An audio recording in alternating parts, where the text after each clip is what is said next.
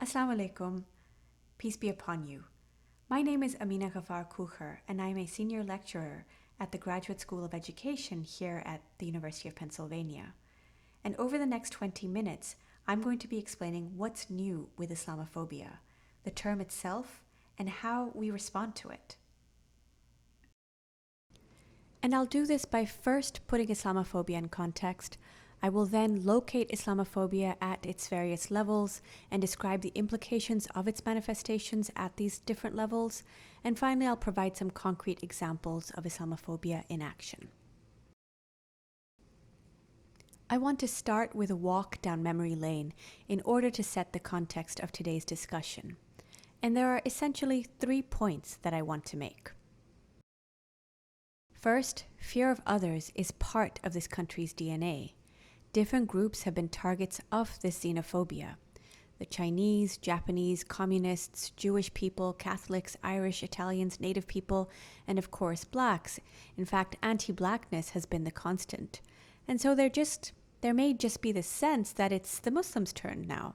Because most people think that Muslims are relatively recent arrivals, with major waves coming in the 19th century, especially in the post-1965 period when racist immigration quotas were lifted. In fact, Muslims have been part of the genesis of this country, which is my second point. The first Muslims arrived on the shores of the Americas as enslaved people as part of the transatlantic slave trade. They arrived as early as 1503, mostly from Senegal, the Gambia, Guinea, Mali, and Nigeria. Evidence suggests that anywhere between 10 and 30% of enslaved people were Muslim. These 2 ads for slaves in 1769 indicate slaves from the Gambia and Sierra Leone, both countries where Islam had a pretty strong foothold at the time. But it's not just through slavery that brought Muslims to the Americas, but also voluntary migration. Here's an example of the registration log of Indian Muslim peddlers arriving on U.S. shores in the latter part of the 1800s.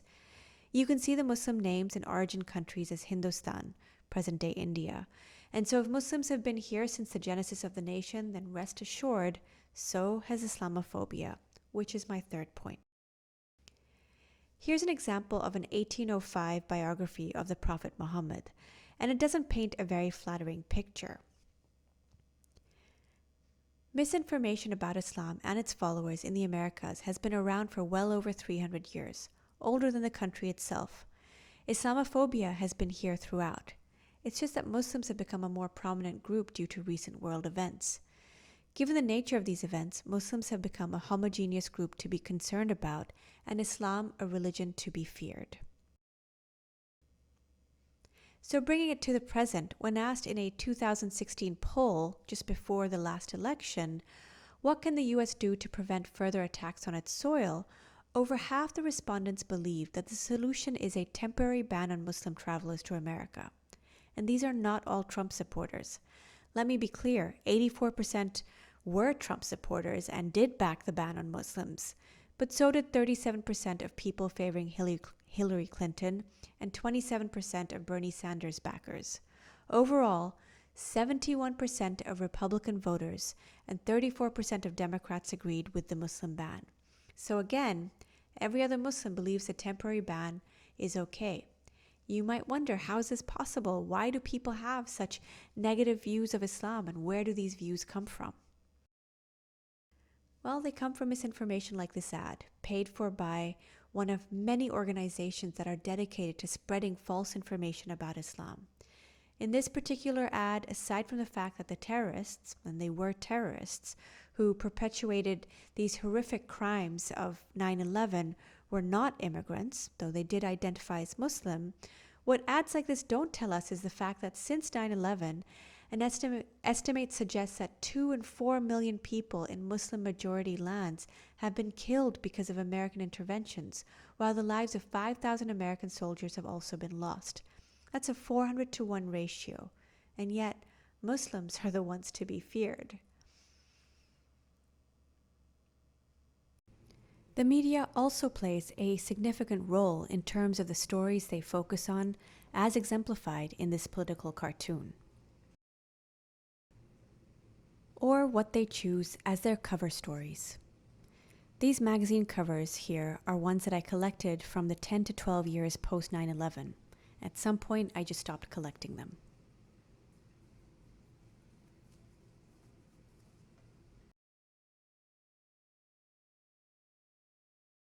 And it's not so different over in the UK. It's not just the media, it's also popular culture.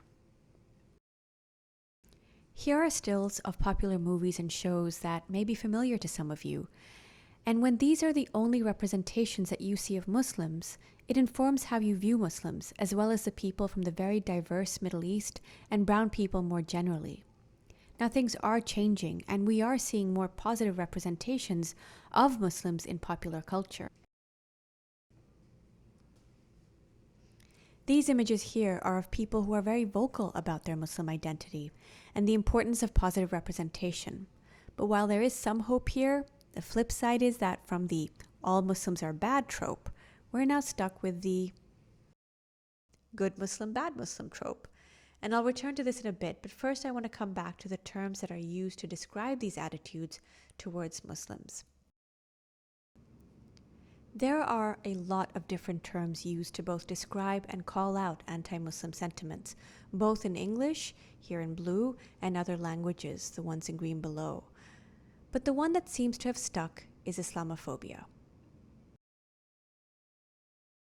If we look at this historical overview of this term, it's both old and new. It first appears in 1910 in French in a book that was a critique of the way the French colonial administration viewed the culture, or rather religion, of the Muslim majority countries that they had colonized. It gained some traction when it's mentioned in passing by Edward Said in his piece Orientalism Reconsidered, which is apparently the first usage in English print, though there is some debate around that. But it's 1997 that makes Islamophobia a phenomenon worthy of public interest, with the publication of the Runnymede Trust report in the UK, Islamophobia, A Challenge for Us All, which is recognized as the first major evidence-based report on the topic. And shortly after that, we have September 11th, which is a watershed moment for Muslims in the United States that brings anti-Muslim sentiment that have been bubbling under the surface for years, see the foreign policy down here, to really spill over. They are now a most hated group. So what is Islamophobia? According to the original 1997 Runnymede report, it's a shorthand way of referring to a fear or dislike of all or most Muslims, and therefore dread or hatred of Islam.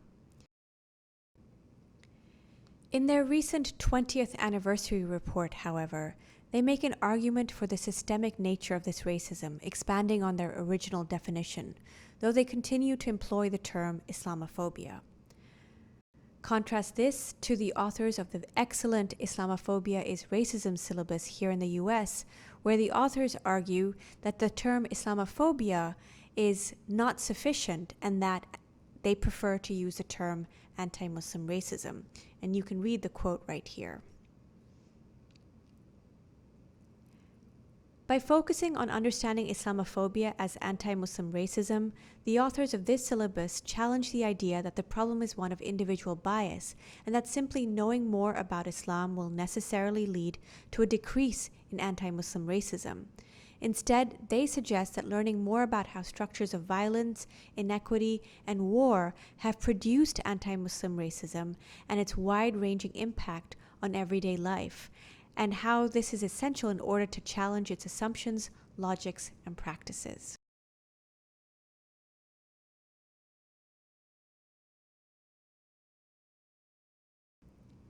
If we locate it in the individual, which is simply prejudice, then Islamophobia is simply fear of otherness, which means that it's an individual bias problem.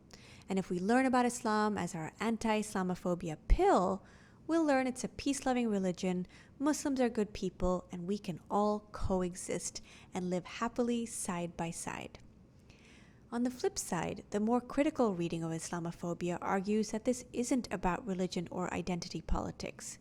It's a political campaign that is tied to American power and discursive processes that subject Muslims to the power of the state. Thus, Islamophobia is a justification for American power and imperial interests, for example, the wars in Afghanistan and Iraq. There are three tropes at play here. First, the construction of Muslims in the Western imagination has been a historically racialized process, the assumption being that Muslims come from, quote-unquote, the Orient and are typically brown-skinned. Junaid Rana, author of Terrifying Muslims, links the moral panic or fear of dangerous Muslims and anyone perceived to be Muslim after 9/11 to the xenophobic discourses and policies of decades past, terming it an Islamic peril. The second trope, the clash of civilizations coined by political scientist Samuel Huntington, is based on the supposed Christian nature of the United States and the incompatibility with Americans of other faiths, with a special focus on the incommensurability of Islam. And finally, the third trope, that of perpetual foreignness. No matter the length of time individuals and families have resided in the United States, they are perceived to be foreign, dangerous, and unaccepting of American values. And you can read more about this in this article below that I wrote with Manisha Bajaj and Karishma Desai. What you find then is this multiplicity of ways and levels with which Islamophobia appears, all of which are informed by these tropes. These tropes are continuations of colonial discourses that have been exacerbated in the post-9/11 period, in which anyone perceived to be Muslim is seen as a threat to security, and hence are employed to justify U.S. foreign policy.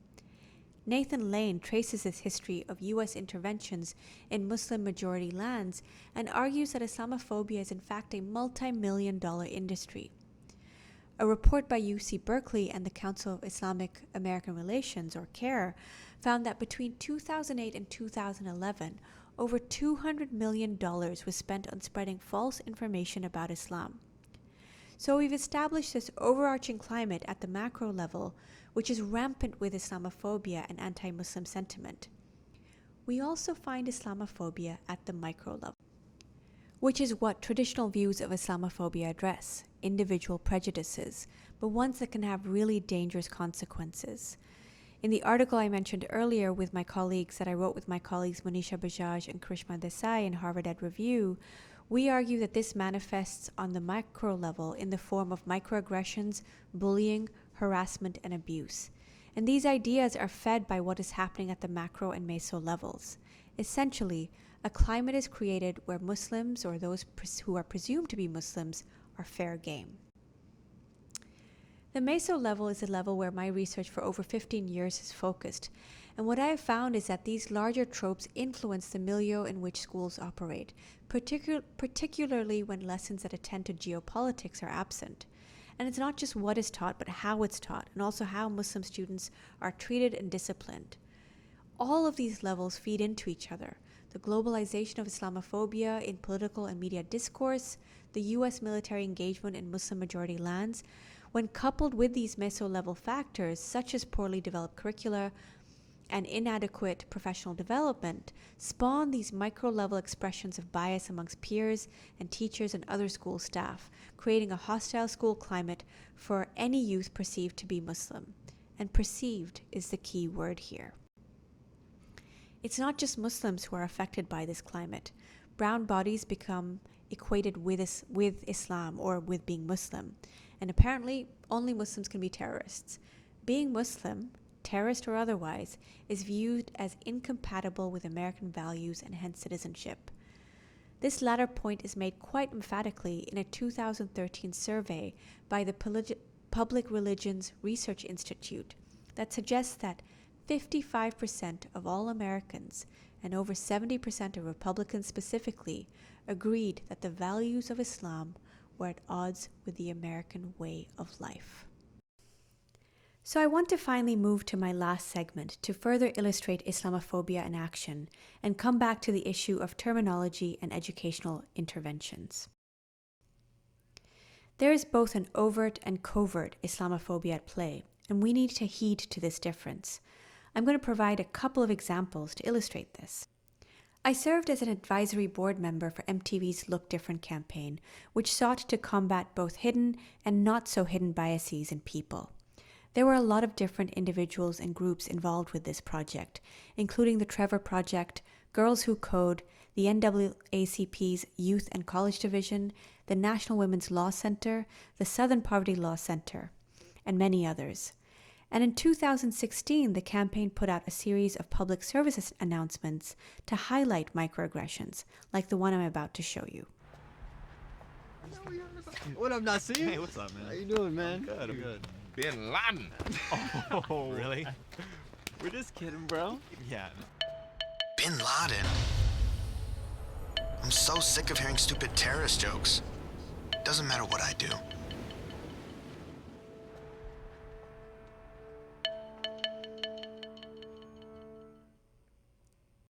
And here's what Fox News had to say about it.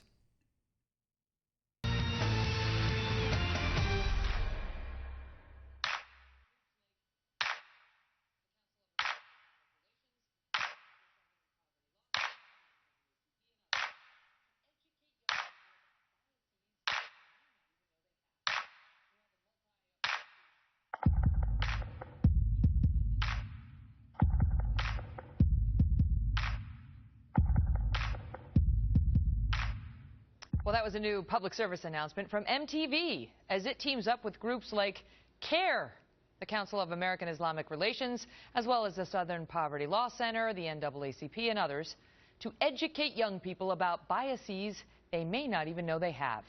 And while the multi-approach campaign is designed to educate people of all colors and creeds, there are growing questions about the focus of a campaign that includes a documentary program dubbed, quote, the Untitled White Project. Joining me now, Ben Shapiro, who's editor-in-chief of Truth Revolt, and Robert Zimmerman, who's a Democratic strategist. Gentlemen, thank you both so much for being here. All right, Ben, so MTV wants folks to begin to de-bias themselves, and they have even...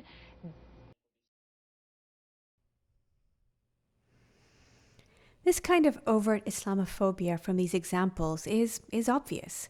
Despite the fact that there were 23 organizations that were part of the Look Different campaign, Kelly chose to really highlight CARE, or the Council of Islamic American Relations.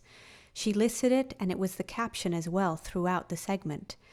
This kind of media scrutiny is part of an increase in anti-Muslim racism that we've seen really pick up in the last 5 years. We've seen a number of anti-Muslim hate groups and also hate crimes. And if there is any doubt as to what has caused this spike in this overt anti-Muslim racism, it's this. Trump announces his bid for the US presidency. But it's the more covert nature of Islamophobia that I want to focus on, because I think that's the more dangerous kind. And if you'll indulge me a minute, I want to play an excerpt from the second presidential debate. And if you think my concern is about Trump, think again. There are 3.3 million Muslims in the United States, and I'm one of them. You've mentioned working with Muslim nations, but with Islamophobia on the rise, how will you help people like me deal with the consequences of being labeled as a threat to the country after the election is over?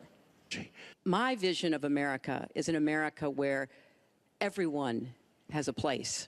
If you're willing to work hard, you do your part, you contribute to the community.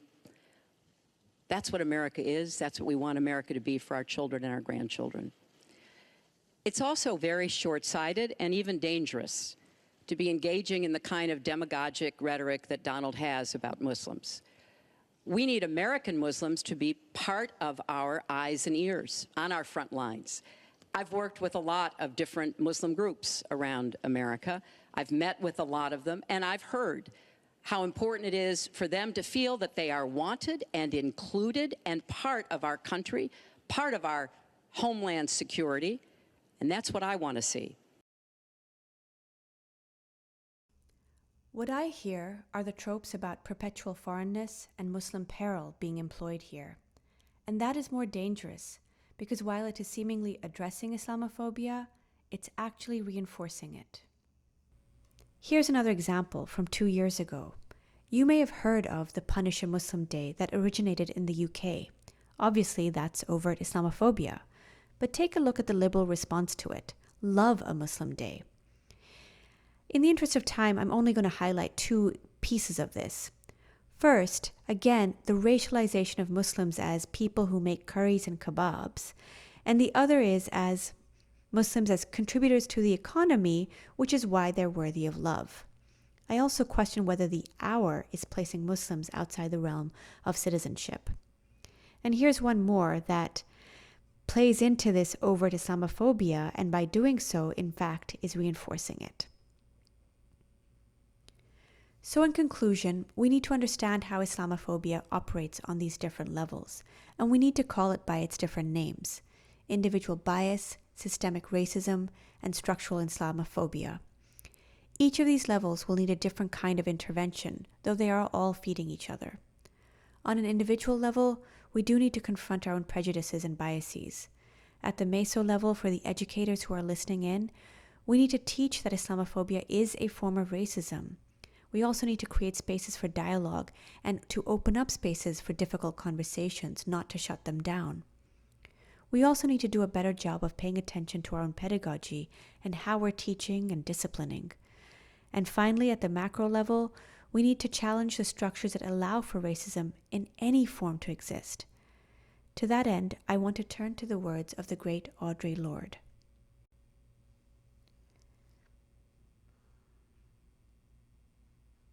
We are living in very polarizing times, and the silver lining to all of this is that, in parallel to the increased animosity towards Muslims, there is also growth in support for Muslims, the likes of which we have not seen before. If we just come together, we have a real opportunity here. So I want to leave you with an ask. What is one thing you commit to doing to help build solidarity across social justice movements? Thank you.